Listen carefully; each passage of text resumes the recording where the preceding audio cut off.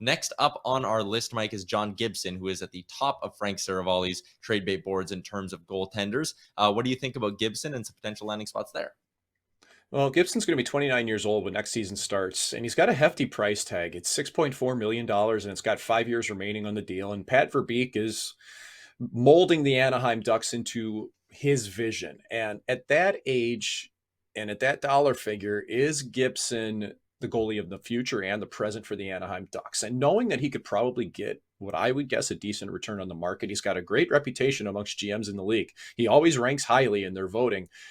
Sometimes I disagree with that. There's technical elements to his game I'd like to see updated, but he's a very naturally gifted goaltender.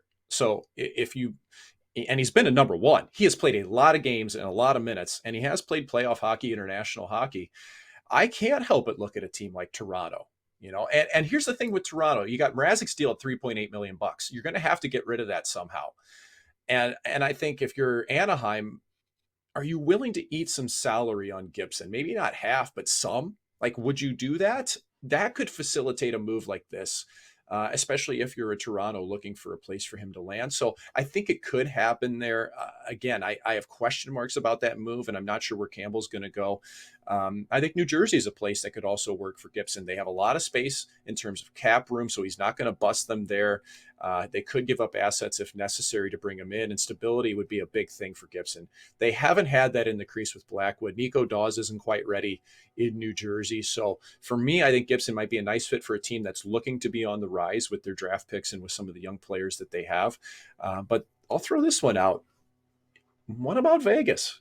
I'm not sure that things ended very well with Robin Leonard last year, and we haven't heard from him. I have no idea where it sits in that locker room. They've got Brossoit, Leonard, and Thompson all within the stable there. I'm not sure the direction it goes.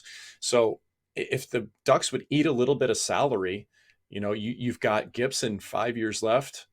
Leonard's deal was 5 million bucks. Gibson 6.4. Like, I don't know. I'm just something to ponder because I could potentially see that being a landing spot if there was a desire to take a big swing in Vegas. But I'd look more towards Jersey or Toronto first.